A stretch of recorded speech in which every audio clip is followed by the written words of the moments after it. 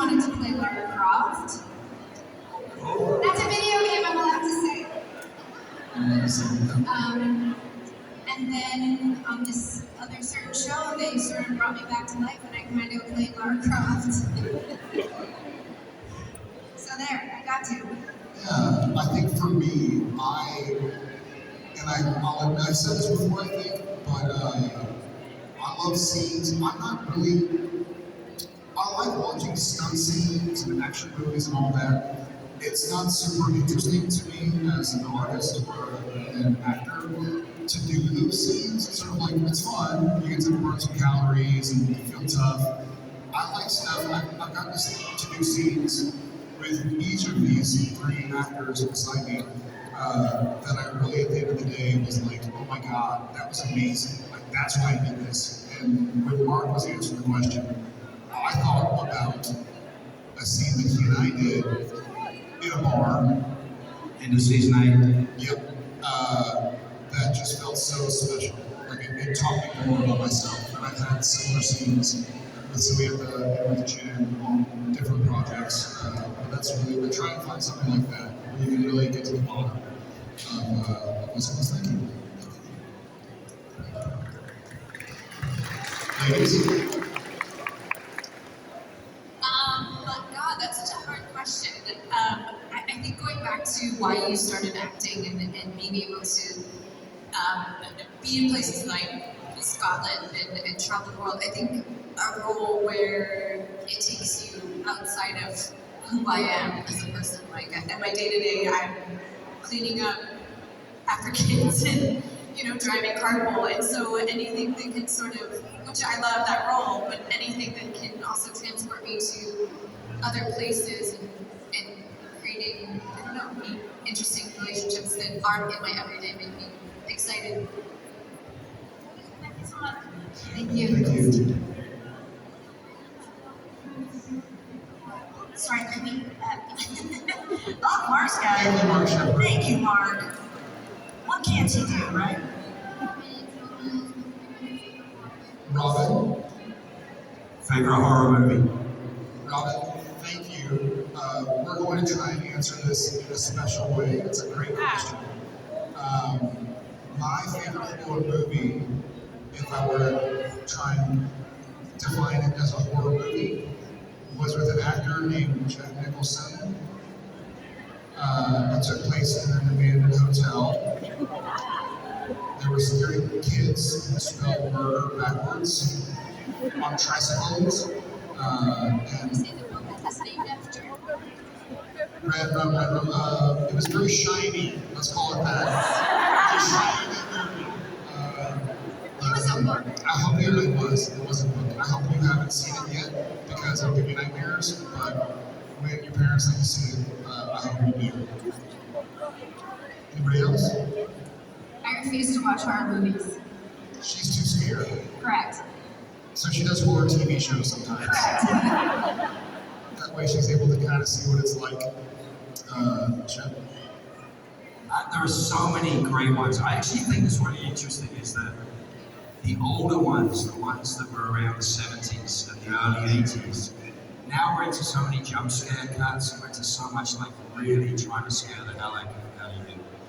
I don't find it as gripping as it used to be. I mean, I remember the first time I watched a certain movie about plumbers in space. The first time when a certain Ridley had to direct it, knew where the being was the entire way through the film, and so did we. I mean, I think the construct now is not as clean and as honest. It's about literally making you jump out of your skin. I kind of bored with Halloween on a little bit. I don't think they're doing as well as they did maybe 5 years ago. But if you go back to some of the classics that are great stories and truly appalling characters, More suspense than horror. Yeah, what about you? You're from a different generation, slightly. What is are you a member of the Screen Actors Guild? I think it's a no, so you can talk about whatever you want. What's your favorite horror movie? Babysitter Killer? So it's called? Okay, I'll watch it. Alright. I'll watch it tonight, try and scare my wife. I'm very watch scary movies. Very Very annoying. I talk the entire way through it. intense. Yeah. She's trying to not be scared, so she just keeps talking. Yeah. My wife's the same. Even when we haven't seen a movie, I haven't seen it. As soon as the scary movie starts, What's happening? Why are they doing that? Why would someone do that? Why would they walk through that door? Don't they know that they're on the other side of that door? do you think it's the neighbor? Do you think it's the neighbor? Do you think, why would they be married to each other if he would treat her that way? Why would they do that? And I'm like, I haven't seen I it. just watched the movie. I don't know. I haven't seen it either. Are you asking me? Stop talking, please. Man, I love you. Thank you so much for your question.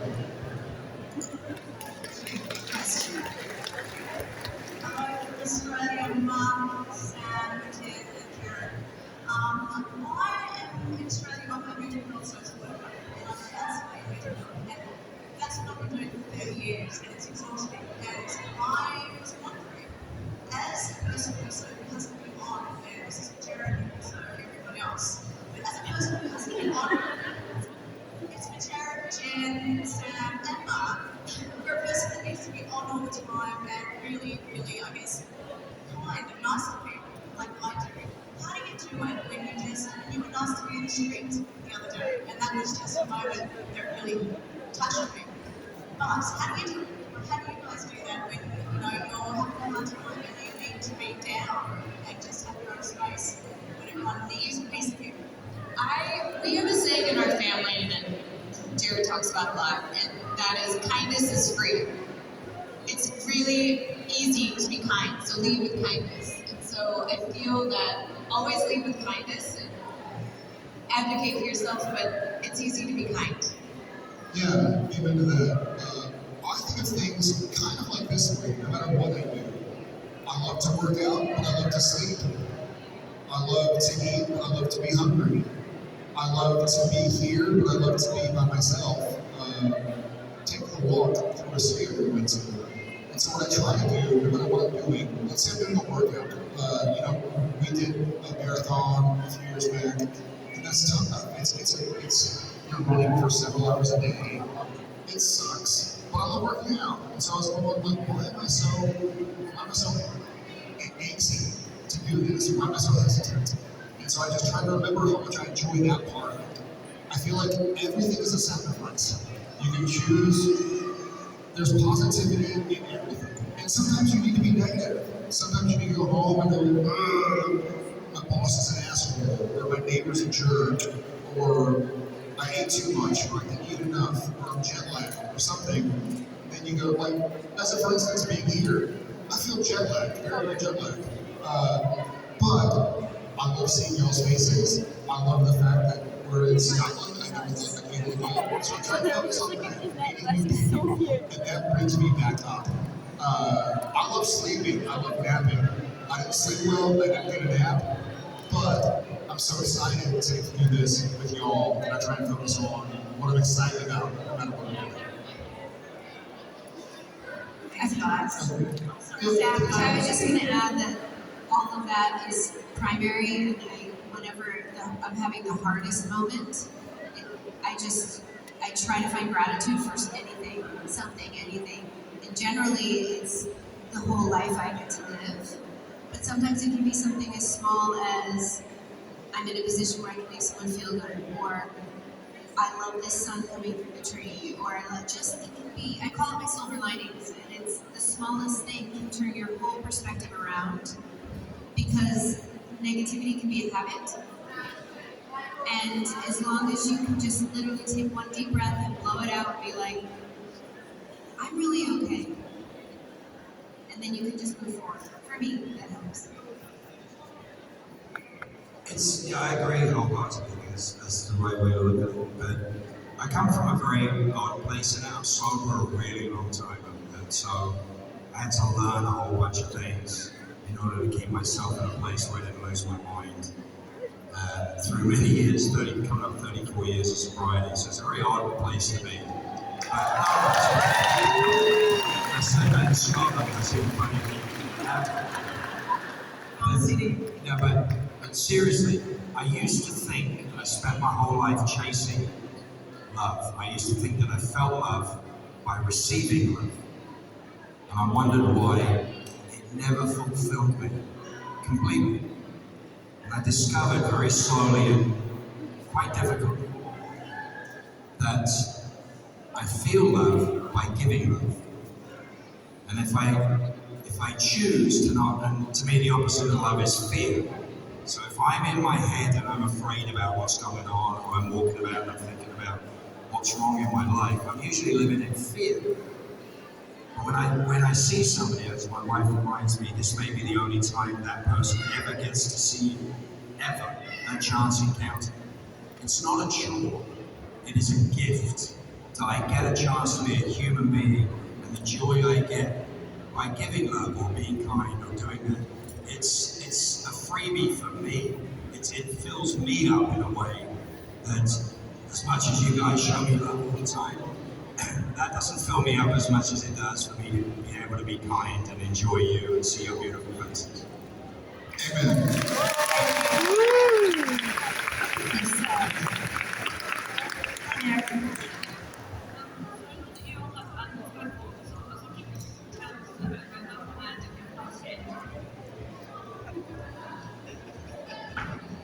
Well, I'm looking at you.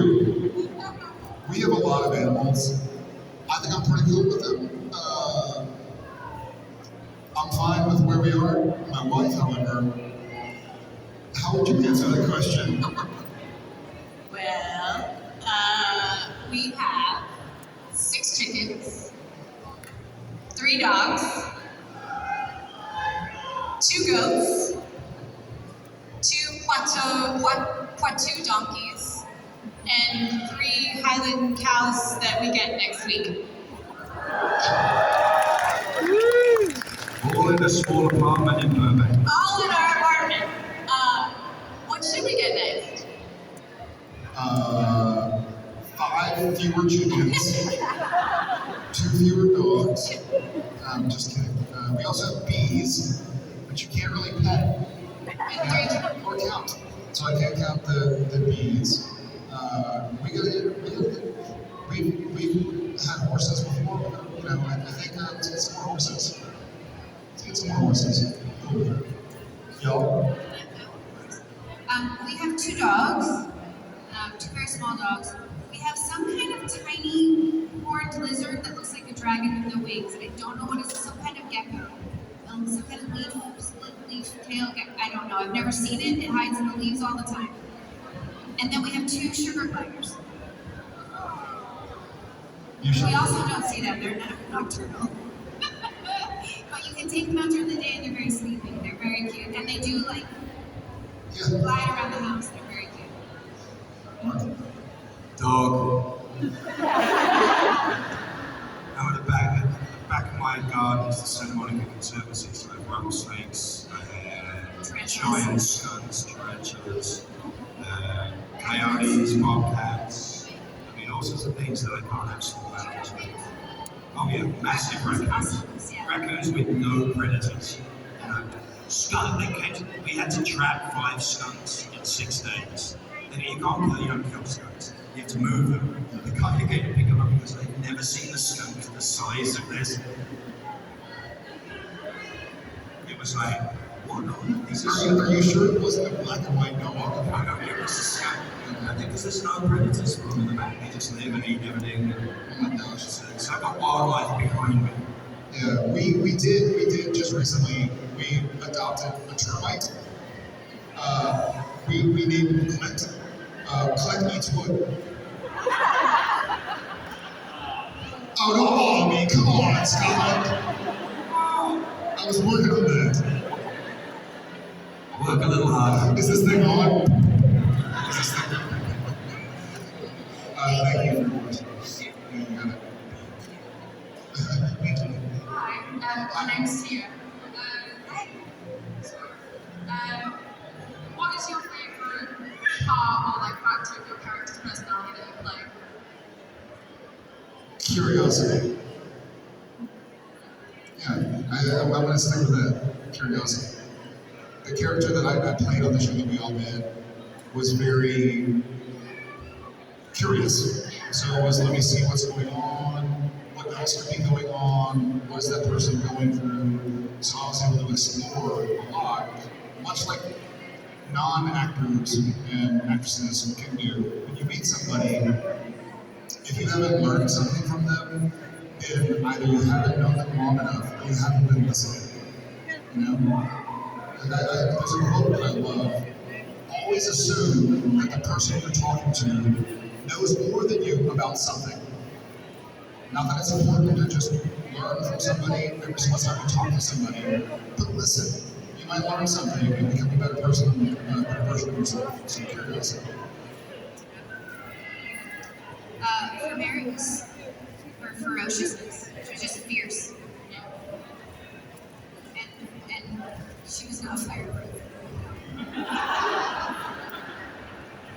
Yeah. I'm gonna go back to fierce.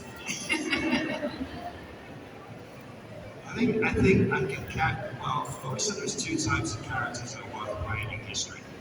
One's the guy that sells them out before they leave the planet, which is the original Dr. Zachary Smith in the original Lost in Space, when he was a terrorist, which was hysterical. But it kind of brilliant. And the other guy is the last sane man in the universe. And the last sane man in the universe is really Eddie Albert in Green Acres. So I think I'm either playing Eddie Albert in Green Acres or Dr. Zachary Smith in Lost in Space. Until I saw the Time Bandits, and I realized that most of my performances are based on David Warner as evil in Time Bandits. And it's that incredible optimism, but being in the wrong. That incredible optimism, if it's going to work my way, and then being always snagged back by circumstance or any of the things that I really despise. What was Peter Sellers' name in Being There? Being There, oh my god, Peter Sellers. Yeah, what was his character? Chauncey Gardner. Chauncey Gardner. Yeah, I'm gonna play Chauncey Gardner. Actually, Chance the Gardner. Chauncey Gardner. But it's that beautiful optimism and that simplicity of it. But you're right, curiosity is a giant factor in it. It's a giant factor in all the characters that endure. Because they are on a journey, they're on a path, and we get bored with them if they're not looking. Right? We get bored if they're just doing the same thing week in, week out. You know.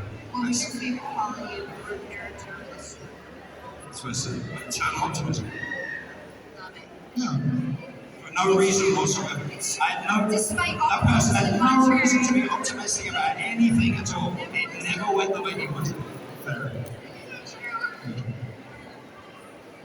I mean, to follow that, I would say curiosity as well, because within any character you have confines of what the writers wrote, and I feel like always your character is always driven to do more, to find their objective and where are they going in the path. So within those confines, you need that curiosity and that growth and that wonder as they move along. It's just so fun.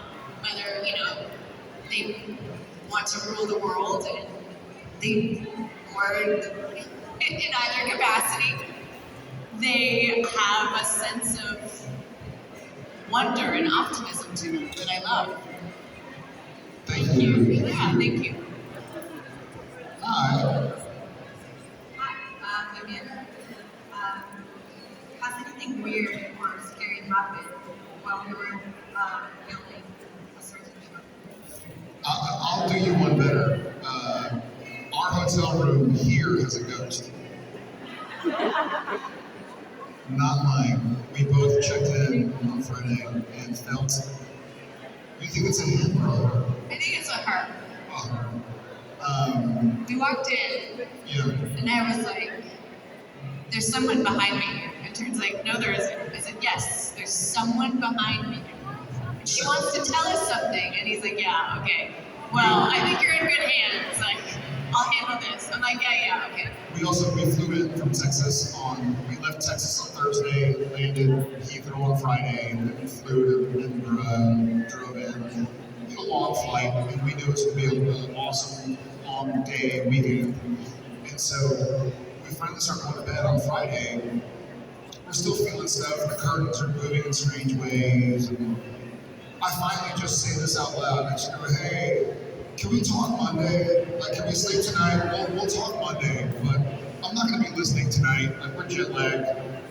But I think the ghost, I think she may know of a certain show, so she's not going to mess with us. I know all the tricks. Yes, she was fangirling. Maybe she was fangirling. Well, she fangirled all over our room because our room flooded. I beg your pardon? Our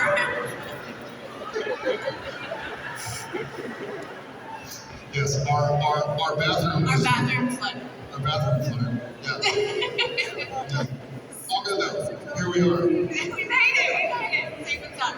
No, but it was scary. It was really. I mean, it was a scary moment. It was interesting. Yeah. I did film a show though. Going back to shows, I did film a show that was on sacred indigenous land, and a lot of weird stuff would happen while we were filming. Like in the middle of the take, the car alarms, even though they weren't locked, all of a sudden would start going off, and the horns would start honking, and it was pretty wild and creepy. My last house was haunted. Like, I just had a baby and I was tired all the time, and I kept seeing this like person in the corner of my eye, and I thought I was hallucinating. And then my neighbor upstairs in the duplex said something about we hear this ghost. And I'm like, oh, I think I see it. And my husband looks at me and he goes, you've seen him too? Oh, and the same thing like why my son's electric toys would turn themselves on in this one corner where I always saw this guy. It looked exactly the way I described. My husband saw the same thing. Like there was no doubt. And then after years, he kind of disappeared. But then our fireplace stopped working. Like the smoke wouldn't go out. We had the chimney sweep come 3 times. And the 3rd time, he looked with the flashlight. He goes, "It's just so weird. There's just like this haze." And then I'm like, "We're good. Close the flue. We're done. Never use the fireplace again." And he's just through. Thank you. Thank you. Thank you.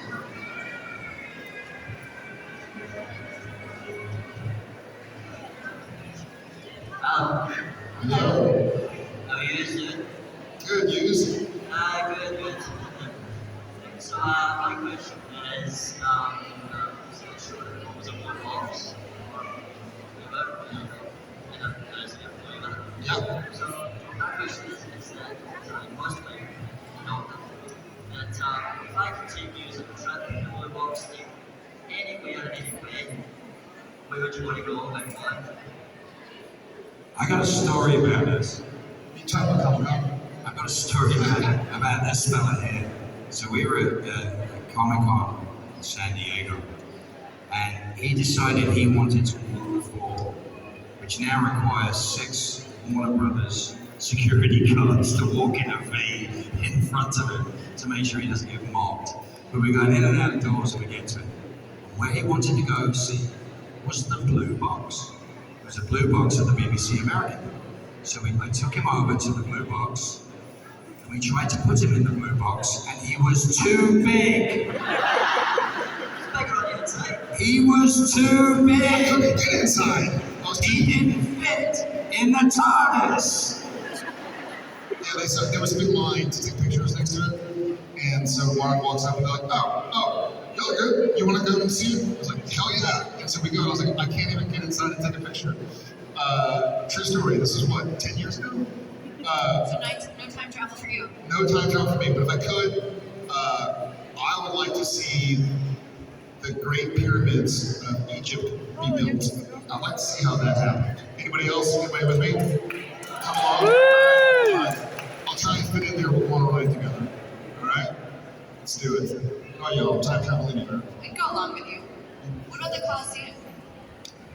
We know a lot about the Colosseums, right? That'd be fun. I want to see the pyramids getting built. What would you get? The Colosseum was actually coated in marble. It looks so incredible now, and we're so used to it. But when you go look at it, you go, oh no, that was all faced with marble. To see it. And was stolen. Yeah. All the marble was stolen. It's incredible. Where would you go? I mean, you're the doctor. Where are you taking us? Obviously, you guys think about. I really do see show up. I'll probably do see how.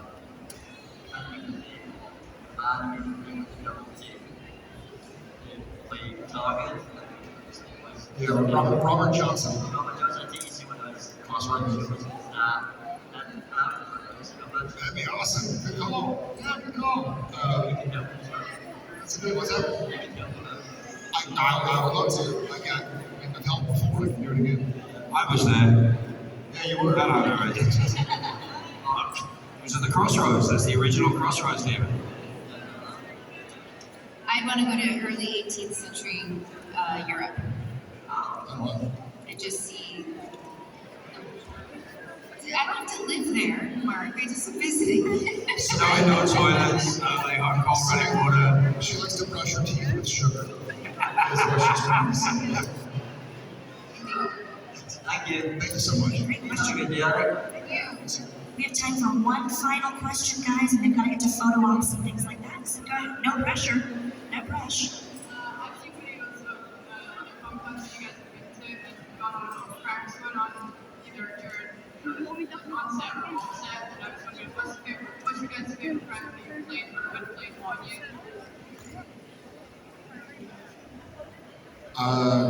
I know too much. Mark knows a lot. I know way too much. Our pranks are really pranks of convenience. We don't usually plan them out too far in advance unless it's Misha directing an episode or something.